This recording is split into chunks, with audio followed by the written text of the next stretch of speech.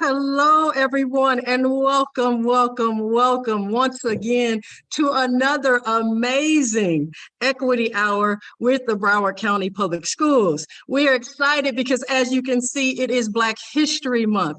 So as you are coming in, go ahead and chat about just how excited you are to be a part of this evening and see our young students answer the questions that they will have before you and all the amazing things that we have in store for you on this evening. So we're excited to have each and every one of you a part of this evening tonight. So again, welcome to everyone. Welcome. And we will now turn it over to our amazing host, Miss Katherine Palmer. Take it away. Thank you very much. And I want to welcome everybody. So the purpose of the Equity Hour is to highlight our equity liaisons that have throughout the district and to promote efforts of diversity and inclusion efforts taking place countywide, monthly, with diverse topics and discussions. The specific purpose is to highlight a piece of Broward's Black history that is often forgotten, using film to showcase the importance of archiving, as well as to highlight the conversation about the history of Florida's treasured Black high schools. The goal is to bridge the gap between the generations when it comes to our community's history, ensuring that legacies are not broken, but kept intact. Understanding the past, present, and future relevancy of the history of local Black history in Broward County and the important work that archivists, artists, and filmmakers are doing to preserve local Black history and why the tradition should be embraced and understood. Celebrating the young people in the panel this evening to recognize them as an integral part of our community, to give them the opportunity to speak their truth, and to encourage them to engage in community involvement efforts, such as this, to understand the importance of self and community advocacy. This is also an opportunity for educators and community stakeholders to engage in culturally responsive action in real time with our youth and acknowledge and affirm the lived experiences of our students. Lastly, we will engage and learn more about upcoming events, celebrating the civil rights icons as well. Existing pro-social, organizing, engaging students of color within Broward County Public Schools, and the influence of these organizations in our community. At this time, we'd like to take a moment to recognize a few members of our audience. We'd like to start with recognizing Mr. David Watkins, who is the Director of Equity and Diversity. Thank you, Mr. Watkins, for coming and sharing the evening with us. We'd also like to recognize Mr. Tom Albano, who also works in Equity and Diversity. Thank you for coming and sharing the evening with us, Mr. Albano. At this time, we'd also like to introduce our featured students as well as the organizations that they attend. I'd like to introduce Patrice from South Broward High School's Black Student Union. Thank you for being here. Lily from South Broward High School Black Student Union. Thank you for being here, Lily. Sasha from the South Broward High School's Black Student Union. Thank you for being here, Sasha. Charles from South Broward High School's Black Student Union. Thank you for being here, Charles. Jayla from South Broward High School's MTL. Thank you, Jayla, for being here. Kenya from McFadder Technical High School. Thank you, Kenya, for being here. And Genesis from McFadder Technical High School Black Student Union. Thank you for being here. My name is Katherine Palmer, and I am the Equity Liaison here at Attucks Middle School.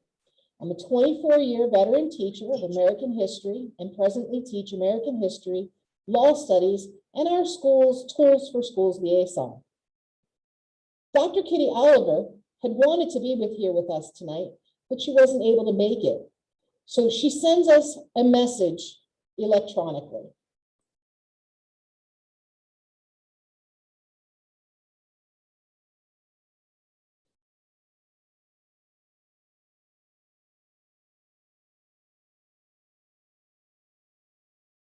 Hi, I'm Dr. Kitty Oliver.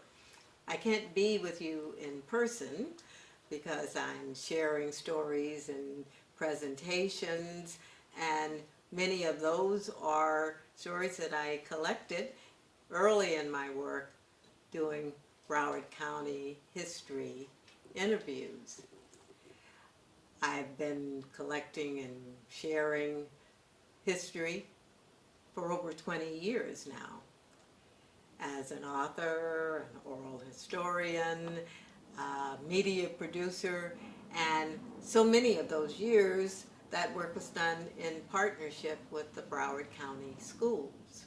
You see, I realized early on that while history can be interesting as an enterprise in general because you're picking up tidbits of information that you may not have known or others didn't know, but to have that information just sit in archives and not be seen or heard by anyone other than researchers who would come in periodically was such a waste, and especially in communities of color, in communities that have been marginalized in the overall history story, the people whose histories provide those very necessary threads that fold into the fabric of our country and what gives us the richness as a society.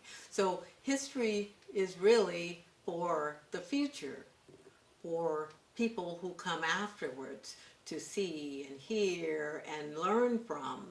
And whether that history is about survival and thriving, or that history is about loss and having to reimagine, all of that becomes lessons that our younger people can learn from and take and hopefully do it better when their turn comes.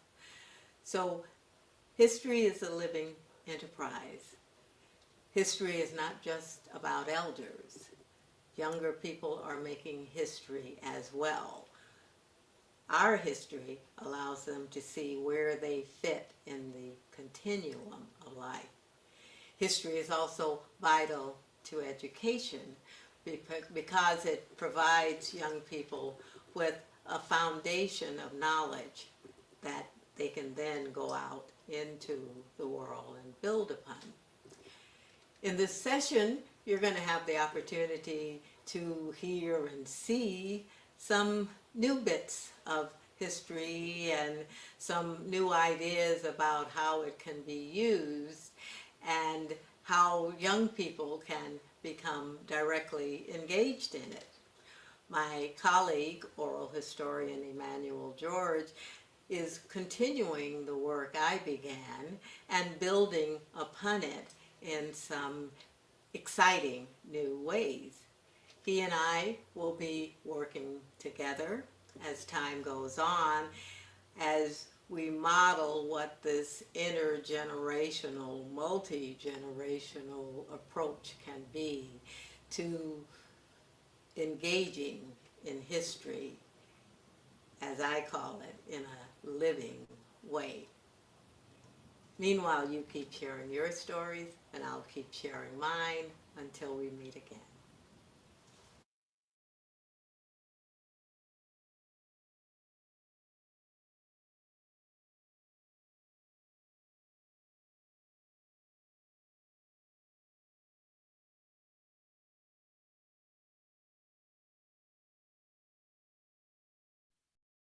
Don't forget to unmute, Ms. Palmer.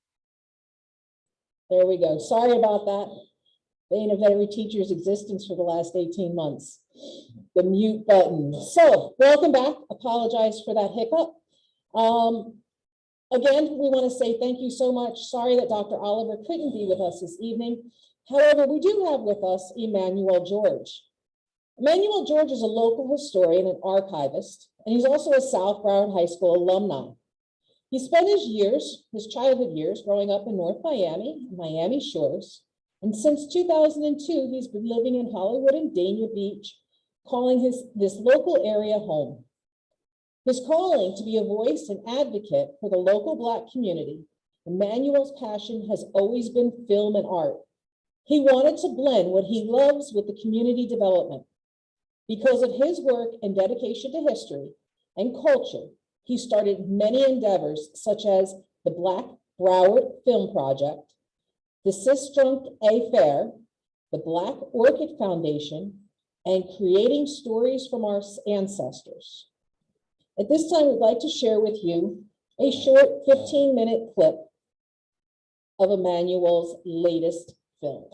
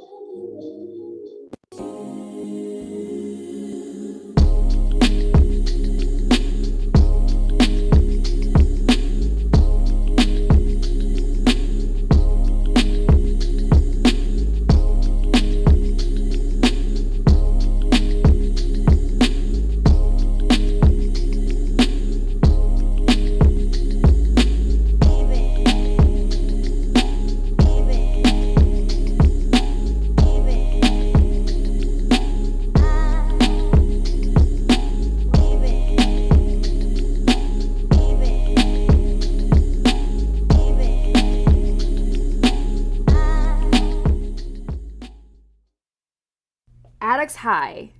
My Attucks. Attucks is just a microcosm to a larger issue often forgotten about in our history books. North Dade, Mays, Carver, Roosevelt, Lincoln, and many more Black high schools all suffered a similar fate of having their schools shut down. The ability to run highways through our communities, riots and lynchings, the closing of several Black high schools in Florida is oftentimes forgotten about. But today, we can make sure that legacies will never be erased. Be the change before it's too late. On March 8, 1770, a small group of armless men led by former slave and seaman Crispus Attucks tried to reason with British soldiers about their disrespectful and abusive behavior to the people of Boston. The soldiers' response to the encounter was gunfire. The great leader and former slave Crispus Attucks was the first American to die in what we know today as the Boston Massacre, and led to the fight for this country's freedom, the American Revolution. Journey with us, if you will, to a time where people of color were denied access to equal education. In 1908, the first school was started in a church with just 9 children. In 1910, the school site was relocated to another building, which is now Dania Beach Boulevard. 2 years later, the school was returned to the church. In 1914, land was purchased and a building was constructed on what is now Ely Boulevard by Joseph Sidney and Mr. Mizell. About 1920, Broward County purchased the property and built another school on the site. Judge Lincoln Brown, the first principal, renamed the school Crispus Attucks. Judge Brown was succeeded by Professor J.A. Ely, and Professor Ely was succeeded by Mr. Arthur E. Williams. These are the stories of our ancestors, an ode to Attucks High School. We thrived, we blossomed in that. And I mean, we had, lots of clubs and stuff like that, the chorus, the sports teams, but we had academic stuff. We had an honor society, National Honor Society, things like that. And we had events and stuff that we did that was a part of that. And we had community things that we did. I can remember helping out the elderly when their house might have gotten in disrepair or their yards were not cut or this, that, and the other. And a bunch of us had to go over there and cut the yard, trim the hedges, take all that stuff away, and Miss so-and-so didn't have to do something but sit on our porch and watch us. But that was a part of what this was as a community, that we looked out for our elderly and we looked out for our youngsters. And I'm not saying that there were not crazy things going on in this town at that time, but the fact of the matter is that the community had a sense of purpose, and Attucks was a part of that purpose. We had community meetings at Attucks. We were all competitive, to tell you the truth, and we strived to be good and also respect our teachers. You know, teachers they actually demanded respect, and we gave it to them too. Yes, I was involved in clubs. I was in the math club, the Spanish club, and actually I was one of the queens at one time. Okay. And so, you know, we always involved. The teachers actually encouraged us to get involved in different organizations, and we strive to do that. You know, we tried to live up to their standards that they had set for us. I don't know, I loved it. I went there for 12 years. First grade through 12th grade. I went there for 12 years, and I know nothing else but Attucks. I didn't know, you know, like middle school or anything. It was called Attucks High School from the time that I went there. It wasn't Attucks Elementary or Attucks Middle. It was Attucks High School in the whole 12 years I was there. I remember being in the first and second grade. It was one of those things where the bigger kids particularly in the high school area, because we were separated but not separated at the school, because there was a point on the school that all the elementary kids were over here, and if you went in the hallway, so to speak, that was the high school. And it was divided, but it wasn't divided. It was like you knew that was the high school over here, and they knew that this was the elementary school over here. Because I always remember I got my arm broken when I was in the second grade. And there was a kid or guy actually picked me up and took me to the office because my arm was broke. And he was a high school guy. I always remember this guy's name, and I tell people about the story. And it was a guy that at least I used to be scared of. His name was Bennett, I think, yeah. Wallet, no, not Wallet. But that was Hako, and I can't think of the other guy's name. But Hako Hamilton, if you remember, I don't know if you remember him, Slight. Hako Hamilton, another guy, because one of the things, as big kids, they used to lock us in the bathroom.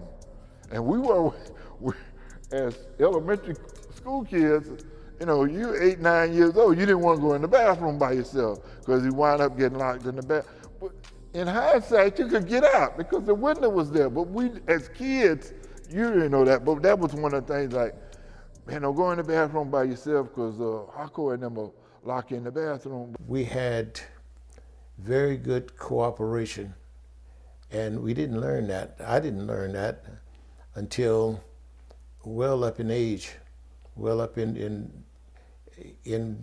going into various businesses, that the teachers we had really was there to help us. They insisted on our getting the education.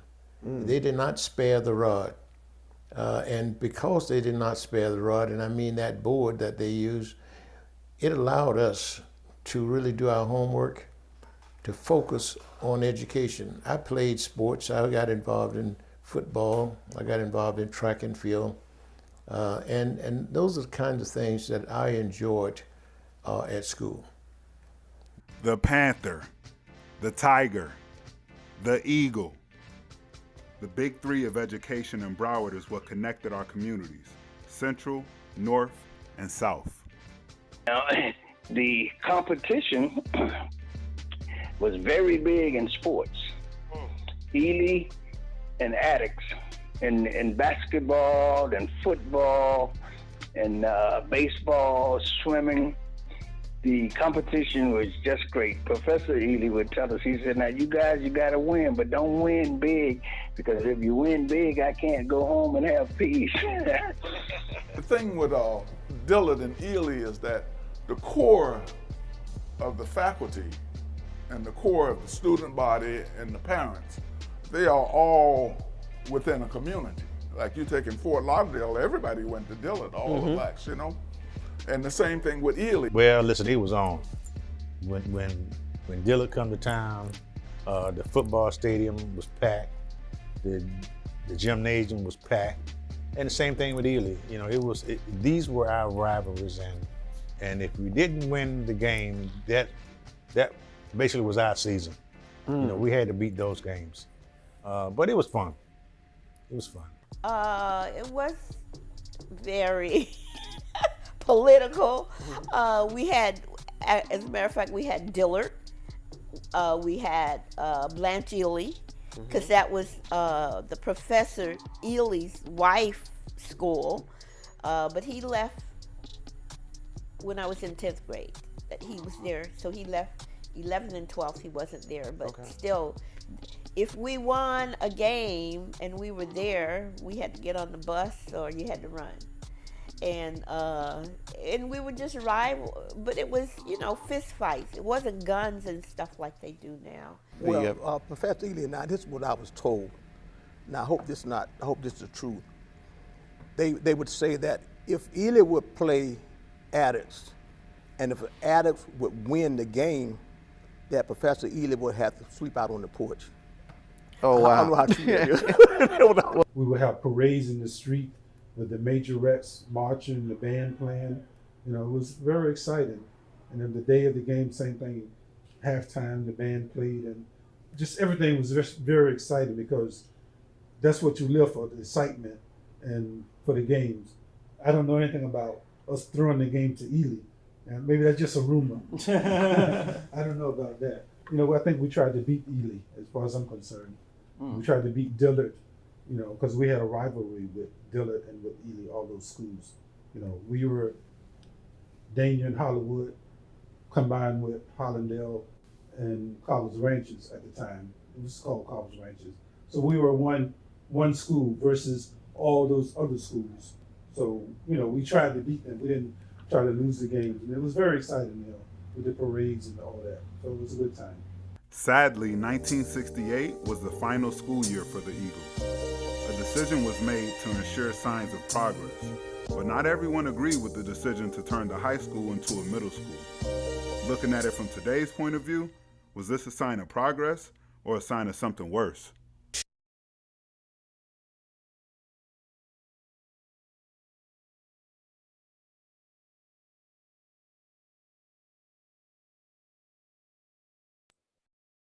Okay, welcome back, everyone. We hope you enjoyed that video that Emanuel was able to put together. And at this time, I'd like to give Emanuel a chance to really explain his passion, how he came to being the archivist and the voice of Black Broward and Black Broward's past. So, Emanuel. Well, I want to say thank you to everyone for having me here. It's an absolute honor. And with this project, it's just been a passion of mine about preserving our stories. And this started really with my work with the African American Research Library, actually working at the Special Collections Department. And I've created my own collection, the Emanuel George Collection, which is a collection of physical and digital archives centered around South Broward County's Black history, with a focus on Attucks when it was a high school. So Liberia, Northwest Dania Beach, otherwise Danny, Northwest Hallandale, Carver Ranches in West Park, all of these communities, basically documenting and making sure that those stories are preserved. And in the midst of doing this oral history project centered around Attucks High School, myself and my cousin Lochinvar Dennis, who actually graduated from Attucks Middle School in 2005, we worked on this oral history project. And in the midst of it, we basically just created this documentary as a thank you and a give back to the community. Because the main thing for me is making sure that the focus is on archiving, and that how archiving can be able to create documentaries like this, and how the potential of archiving can be able to create literature like books, create podcasts, create so much more. So being able to document our stories can do so much, can create so many lanes. And this project is a prime example of that. And it's really just a big time thank you to the community. Thank you so much, Emanuel, for sharing that with us. At this time, what we'd really like to do is, we have some great panelists with us. We have some wonderful students from around Broward County who've offered to sit with us and to give their feedback and share what they learned. So, the first thing we want to hear from you guys is, what were some of your takeaways from the film? As you watched the film, what were some of the takeaways that you got? Hi. One of the biggest takeaways I got from the film was just truly each person's opinion, because we see how really intermixed the community was as a whole, and then how they talked to each other and competed in each of the sports and each of the schools, and how that truly affected them truly to the end, to this point in their life, how they remember it and its impact on them. Thank you so much for sharing, Kenya. Did any of the other young adults have anything that they wanted to share on your takeaways from the film?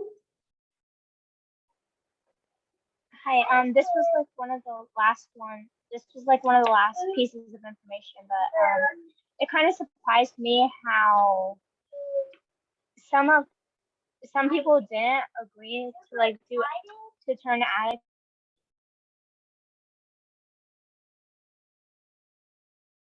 So Patrice or Kenya, did you have anything? I'm sorry, Patrice or Jayla, did you have anything that you wanted to bring to the conversation?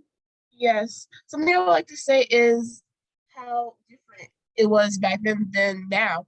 Because one of the speakers said how back then it was more fist fights than guns. So it was more peaceful time. People were more like a community and depended on each other like a family.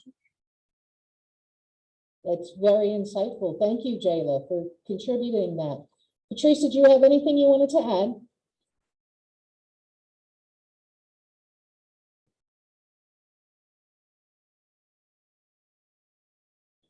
Okay, so our second question is, why is this history important and why should we preserve it?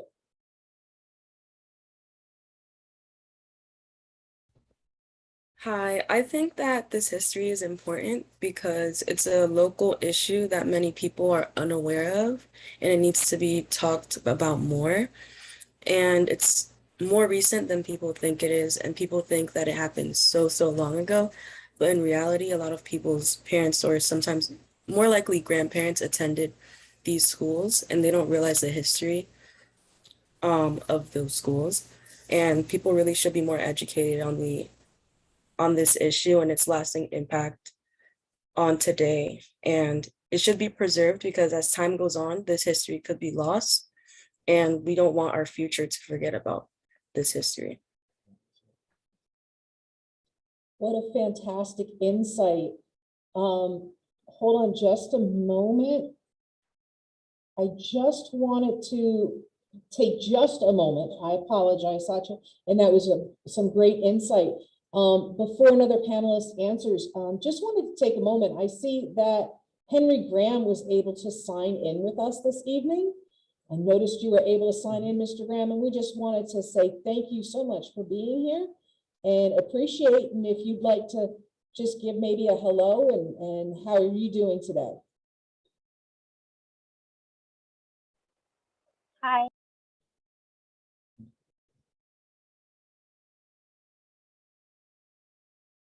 Oh, I think he might be having some technical difficulties there. But Mr. Graham is an alumni of the school, and he actually participated in filming of the documentary that you just saw. So our next question is, what solutions can you see moving forward between the elders and the youth?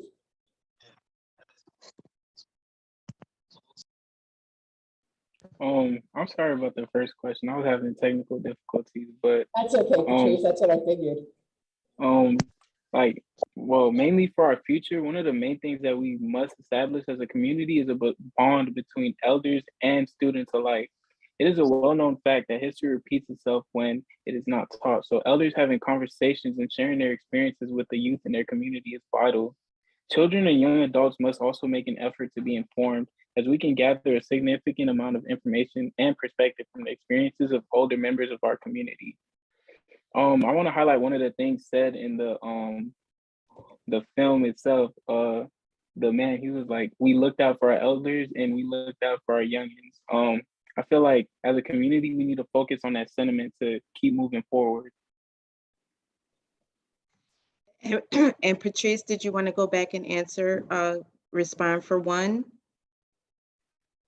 Yeah. I feel like the film was really good, and I feel like I'm genuinely like excited to watch the rest of it. But one of the major things I was like able to gather from the movie was like the reality the civil rights movement had in like our community specifically. Like as students, we hear about like, oh, Birmingham, Alabama, and the protests in Washington, D.C. We don't really hear the stuff that happened in Dania Beach, Florida, or Hollywood, Florida. So hearing like experiences that were had in our community kind of makes it more personal, like especially to me as a Black student here in South Florida. So I feel like that's one of the main points to take from the film. That's fantastic to hear, Patrice, and to see our youth just take it in and soaking it in. It is a lot to digest all at one time, but I know each one of you is taking time to really digest it and to make it part of who you are. So on that note, what solutions or actions can any or all of you see yourselves committing to? Okay, I just wanted to say that I can commit to having more discussions just like this, just talking about our past and our future, the future that like we are continuously making, the Black history that we're continuously making. I feel like these conversations are not had enough. And I always feel like there's always programs for only youth or only adults instead of integrated programs. And that's another problem that we have. Those integrated programs are not had enough. And in the film, they were talking about the respect that the students had for teachers. And I feel like that respect is a little bit lost nowadays. And I feel like getting that back and having integrated programs will really help keep this future and history preserved. Spoken so eloquently. Nice job, Genesis, and we thank you for your thoughts. Is there anybody else on the board that would like to share? I would love to go. One big thing is educating yourself in general. Like those programs, you should attend those programs. Things like this, you should come to the talks, read books, come read articles, even if it's just everyday like fun facts, just educate yourself in general so that you can get that knowledge and make sure things like history won't be lost. Fantastic. And yes, the immersing yourself in it definitely helps to keep it alive. And finally, moving forward, what steps can we take from here to move forward so that momentum to bridge the gap between generations it will not be lost?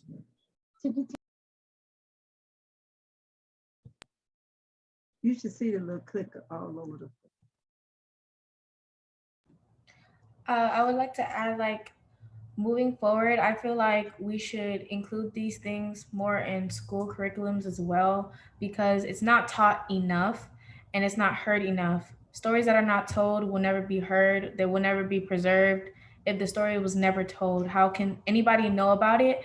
And I have a brother that goes to Dillard High School, and I'm pretty sure he does not know the history of it, not because he's not intelligent or anything like that. It's just because he was never told. He didn't have that access to it, or it feels like he doesn't have that access to it. He doesn't know the history behind it. And that happens with a lot of students in Broward County. So I feel like including this in our curriculum having those programs or the school promoting programs and having those integrated programs like I said before is very important, and it will bridge the gap. Also, not sweeping stuff under the rug or like not talking about things, just letting it slide. I feel like that is another problem that we have, and if we can fix that together using communication and understanding, I feel like that will really help our community. Thank you, Genesis, so much for that addition to our discussion here. Jayla, did you have something that you wanted to add? We were talking previously and you had some insights. One simple thing is just go looking. We all, like they said, someone said earlier, a lot of your grandparents went to this school. So ask them, how was the school? What was it like going? How was the community? And like really take it in. Like if you have questions, don't be afraid to ask them. Be like, wow, that sounds maybe a little wild, maybe crazy, and let them explain it to you and explain how it was like that back then. That's so important, Genesis, is to keep the story going, continue to ask the questions and write the answers down or record them like Emanuel does. And Ms. Palmer, I think Willow didn't get a chance to speak. My goodness, Willow, did I not get a chance to hear from you? It's okay. I just wanted to add on and say that I think changing our mindset around these sorts of conversations that we have, because just in general, a lot of people are really scared to have these types of conversations. And like Jayla said, and Genesis said, these are conversations that need to be had. People need to go out and they need to seek to educate themselves on this subject, to educate themselves on this history. And a lot of that has to do with the mindset that people currently have, because people are just in general afraid of it. You know, they're scared of learning about the history behind where we live because it's sort of scary to people. And I think changing the mindset behind it will really help to make a lot of change in the future. Thank you so much. And yes, your voice is heard. Thank you, Willow, for sharing with us your thoughts on that. In closing, before we open up for anything else, I just wanted to toss it back to Emanuel and have him explain to us a little bit more some of the behind the scenes information that he learned. Some of those little known facts about Attucks High School and even the area of Liberia. All right, so during this project, there's a lot of great information that one can find. One of the things is that Attucks was the educational and social epicenter of South Broward County. You had, like Mr. Collins was saying, you had community meetings at Attucks. You also had many known people that used to come through the community here at Attucks. You had the likes of Eartha Kitt, who you see at the beginning of the video, who was the original Catwoman. You also had Cab Calloway, jazz legend. You had the Harlem Globetrotters used to come down here. James Brown. James Brown actually had blood relatives that stayed in the Liberia community.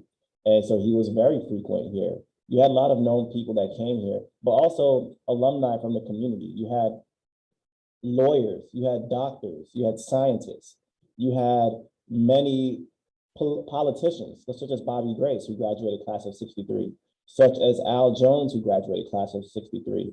You also had, in Hallandale, you had Lanier Junior High, where was Boise Waiters, who was the first Black elected official. And Lanier, was the buffer school for Attucks High School. So many of those kids was coming over here. So you had a lot of great tidbits that happened at Attucks. And it's just very important to be able to get those stories preserved, because our elders are getting up in age and they are leaving us. So we really do need to be able to connect and bridge the gap between the youth of today, many of the great panelists that's here, as well as the Attucks Alumni Association, so that the story can be preserved in the future.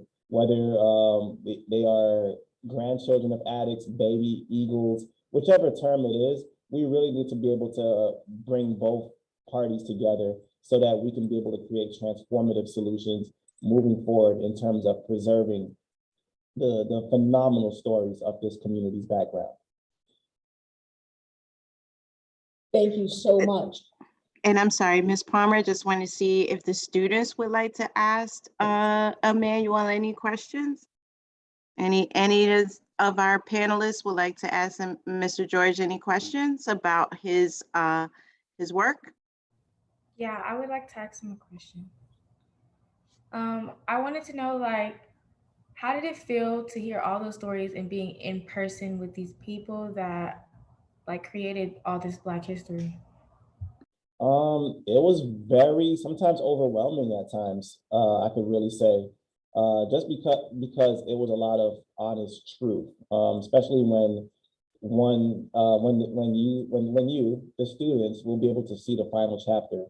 There's a lot of things that need to be talked about and discussed so that we can be able to move forward in a more progressive manner. So that was one of the most fascinating things when it comes to interviewing people, as well as just seeing that these schools are connected. Dillard is connected, Ely is connected. In Attucks, you have Professor Ely, who was the principal, and his wife, Miss Blanche Ely. I'm sure we all know about Ely High School. There was a connection there, and there's a lot of jokes in the film about, you know, if Attucks, when Attucks played Ely, and if Attucks won, Professor Ely had to sleep out on the porch or on the couch, or, you know, little jokes like that. But also just the fact that Black high schools in the state of Florida were connected.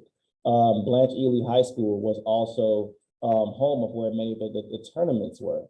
So you had folks coming from Polk County, from Orlando and Jones High School, throughout all the high schools here in the state of Florida. So there was a big connection as well. So there's so much to unearth, and I'm just so excited for the Black Student Union to be able to see this film and to be able to soon be able to converse with the actual alumni as well, and to be able to bridge the gap. And I'm really excited to really see this happen. It's really crucial. A question I have, or really two questions, is like, how did you get started with like your career? You know, like how did you get started making these amazing films? Like, what were your like postgraduate endeavors? So my postgraduate endeavor, just to be honest with you, I mean, I did go to film school at Full Sail for a little bit, but also my passion for this just it came when I read two books. It was Race and Change in Hollywood, Florida by Dr. Kitty Oliver, as well as Black Miami in the 20th Century by Dr. Marvin Dunn. Both of these books talked about the Black experience in South Florida. And it's something that really touched me because this is where I'm from. And while studying these books and reading them, I wanted to be able to just do more than just post on social media about issues happening. You know, I wanted to be involved, and I used my passion in filmmaking to be able to tell these stories. And that's when I started to see, well, dang, I'm actually capturing these moments in time. So I just kept on being consistent with it. And that's what got me into archiving, wanting to learn more, because for archiving, it's very important to know this so that I can be able to apply this, what I'm learning, and apply this to the generation after me, and apply that to others so that everyone else can be able to learn about archiving and archiving in your own life. I focus a lot on the Black high schools in the state of Florida. One might be able to find focusing on archiving on the social life of Broward County. What were some of the clubs where people used to frequent back in the day, where like Sam Cooke and James Brown and Marvin Gaye and many of the legends would frequent? What were some of the criminal justice aspects of our history back here, where, you know, there might have been cases or studies that happened, and now we can be able to right the wrongs just by able to research and uncover the past. There's many different stories that one can find when it comes to archiving, and it's really like a scavenger hunt, and it's really truly fun. It's because the more you find, the more you want to find. So it requires a lot of patience, and it's a really fun endeavor. And I really encourage many people to get into, especially the youth, to get into preserving stories, talking to your elders, and continuing on. I couldn't see you. Oh, I'm sorry. I know my computer's giving me technical difficulties. I'm sorry I'm in and out of Africa. But yeah, so I just wanted to say that as well.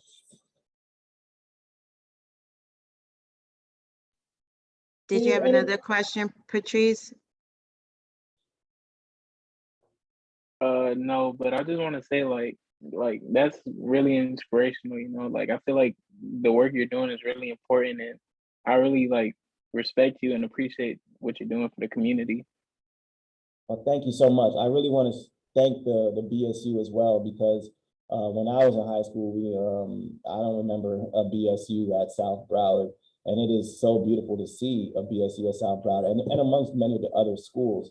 And it's really beautiful, and it's kind of like things coming back full circle, because historically, when Attucks was downgraded into a middle school, many of the students, depending where you lived, you went to different areas. Attucks was the school for folks in Liberia, in Daney, in Carver Ranches, in Hallandale, in a section called Oges, which many people may know as Aventura. That was a Black community at one point. You also had little pockets in Davie, so as well. So when Attucks closed, you had many folks going to Cooper City or MacArthur or South Broward or Hollywood Hills, and then Hallandale opened in 1973. So now it's cool seeing BSU students in these schools, and to be able to connect them with the Alumni Association is like things coming back full circle. So I'm really thankful to see students like yourselves being so mobilized and wanting to be progressive. And I'm so thankful for y'all, and it's beyond words can imagine. Thank you so much. Mr. Graham, I see that you're in there. Yes. Would you like to share your thoughts with us on creating this and working with Emanuel, as well as the project that we're working on now? Yes, thank you for, I've had a problem trying to get in, but I'm a graduate of Attucks High School, 1963. And we had a number of activities at Attucks that you all would probably never enjoy. The vocations that we had was just exciting. They allowed us to survive because we ended up getting jobs. Many of the graduates of Attucks back in those years, 1959, 1960, and on through to 68, they were able to get jobs. Why? Because in vocations that we were allowed to participate in, carpentry and also home economics and commercial cooking and baking, which you call culinary arts now. All of those type trades allowed us to go out into the work world and get jobs, meaningful jobs that actually allowed us to take care of our families and ourselves. It was very exciting. Also, Attucks had championship basketball teams, track and field. Back in those days, we were very good in track and field, very good in basketball as well. We played football, not the best, but we won some many games.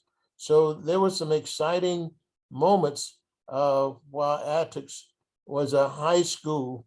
And the thing is, many of us miss that because it really allowed many, many opportunities. Thank you so much. We greatly appreciate you being here this evening. Without the continued support of the alumni here at Attucks, I know I see you guys come on the campus and my heart just breaks open for you, because you are the reason why we're here today. You are the reason why my students' curiosity is piqued as to what is going on here and why are they having to learn the school song, because we have been working with them diligently to get them to learn that school song. Before we close the hour out, I would be remiss if I did not give Mr. Watkins a chance to share with the community and talk with the community about our work, his thoughts on this evening, or anything else that you would like to share. So, Mr. Watkins, I'd love to give you the floor at this point. I would just like to thank all of you for such a wonderful presentation today. Seeing the history of the local history of Broward County is really inspiring. I love hearing the questions from our students and really connecting our future to our past. Of course, Mr. Graham, who is a part of our diversity committee, glad to hear from him and sharing his insight on the vocational programs and things that were offered then and that are still relevant today. This is just a great evening, and I'm proud to be a part of it. And I'd like to thank our moderators, our moderator here today, and our student panelists for a great experience. So thank you all for putting on such a great equity hour. Thank you, sir. Thank you, sir. This has really been my honor to be able to do this, and I appreciate that everyone reached out to me. Additionally, I also noticed that we had several other people online on the call that I may not have recognized before. I see that Dr. Ball is on the line. Dr. Ball is the head of the Social Sciences Secondary Department, and she's someone I've worked closely with in continuing to build programs to educate our students, not only on Black history, but Hispanic history, Asian American history, and many other areas. So we're glad to see you here this evening, and thank you for coming, Dr. Ball. I've just been scrolling through, and 85 participants tonight is just incredible. So glad that everybody was able to come out and be part of. And if you've had a chance to scroll through and read the comments, and everything seems to be so positive, Emanuel, everyone is really blown away by the project that you've put together here. And I know there's going to be so many more incredible things coming forth from you. Emanuel, and I'm sorry, thank you, Ms. Palmer. I just want to ask Emanuel, everyone's asking how can they see the full film in some of your other projects? And they're also asking for you to throw those books that inspired you from the beginning in the chat. Okay, no problem. So there's actually going to be in-person screenings. There's actually going to be one tomorrow at Destination Sistron, which is 1033 Northwest 6th Street in Fort Lauderdale. There's also going to be another public screening at the Koinonia Worship Center, which is 4900 West Hallandale Beach Boulevard. The books that inspired me is Race and Change in Hollywood, Florida by Dr. Kitty Oliver, which is a book that talked about the Black experience in South Broward, as well as talk about the racial dynamics between Black people and white people in Hollywood, Florida, as well as the neighboring communities in the South Broward County. Then there is also Black Miami in the 20th Century by Dr. Marvin Dunn, which talks about the Black contribution to Miami, going back to the 1700s with the pirate name, I believe his name was Blackbeard, and the early contributions of the Bahamians that if it wasn't for the Bahamians, there would be no Miami. It was the critical mass of Bahamians that led to Miami being incorporated. And it talks about the Overtown Renaissance, which is the Harlem of the South. So these are two books that really inspired me. And if anyone has Amazon Prime, there is a documentary on Black Miami in the 20th century by Dr. Marvin Dunn. And if you want to see some of my other work, the Black Broward Film Project is on YouTube. You just type in Black Broward Film, and it's about 28 minutes and 46 seconds long. And also, I'm excited to also be able to come back to South Broward High School next week. I'm planning to be there at 8:30 in the morning to be part of a mentorship for young Black men, as well as to be able to build with the BSU in person. I'm really excited to build with the BSU in person, and Dr. Oliver, my mentor as well, Dr. Kitty Oliver, will be there, as well as some of the Alumni Association members that you've seen in the film will be there to meet you all in person and converse with the BSU students and be able to bring forth transformative solutions on bridging the gap with the BSU and the Alumni Association so that we can be able to keep the legacy and stories alive for perpetuity. And just one more question, Emanuel, and then I'm finished. What is next? We know that Attucks was the beginning. Will you be doing other documentaries on other schools in Broward County? Yes, so currently what's next for me is continuing this oral history work, interviewing the alumni from Attucks, as many alumni as possible, so that their stories can be documented at the African American Research Library.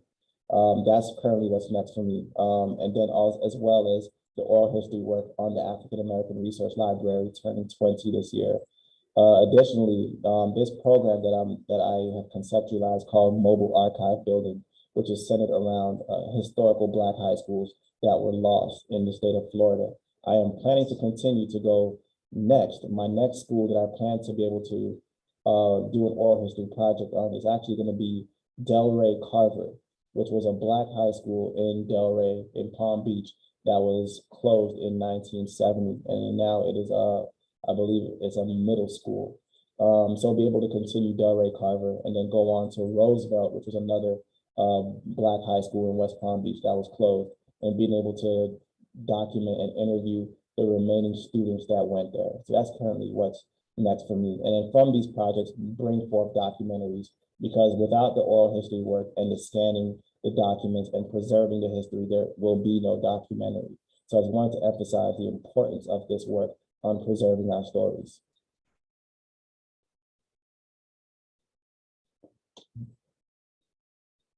Thank you. At this point, I know I've enjoyed, but I always enjoy our time, Emanuel. We've formed a great friendship over the last, gosh, what has it been? 4 or 5 years. Yeah, 4 or 5 years. We've been working together on things. So we just want to bring it back around and remind ourselves that, you know, cultivating these relationships, keeping the history alive, continuing to view our community through the historical lens of where we've been, acknowledging and recognizing events that have happened, both good and not so good, and having the ability to share our knowledge. It's one of the biggest things we do as teachers is we always walk out of professional developments and we say, please don't just keep it here, share it out, take it other places. So, you know, I think you've done a great job. I know it's just the tip of the iceberg, but you know, I look forward, because I know that Emanuel is going to be bringing us some great things in the future. And I so appreciate it being asked to be part of this evening. And at this point, I'm going to toss this back to Miss Wilson so she can close us out for the evening. Once again, let us all give a snap for all of our student panels, for our wonderful host, Ms. Palmer, and also to Mr. Emanuel George. Thank you very much. You all did an amazing, amazing, amazing job. Students, you did an excellent job answering the questions and really bringing light to everything that you have gotten out of this evening as well. So we thank you for your participation. And once again, for this amazing equity hour that is brought to us from the Broward County Public Schools. We thank each and every one of you for being a part of this tonight. And if you enjoyed it, hey, put it in the chats. Please encourage our students as you are leaving out, put in the chat the great job that they did this evening as well. And once again, we will be back next month to do another equity hour, and we will have that the date and everything out on our website. And again, I know you all, a lot of you all were asking about where can we get this information? I put in the chat where the website is located. There will be a recording of this entire event that will be on the website tomorrow. It'll be out there on the website, and then along with the information that Mr. George was sharing as well. So once again, thank you, each and every one of you. And as you are leaving out, just want to say thank you for participating this evening. And students, continue to be great and do great each and every day. You all are amazing. And once again, Mr. Graham, thank you also for your contribution and the things that you've done as well. We appreciate each and every one of you. You all have a wonderful, wonderful evening, and thank you.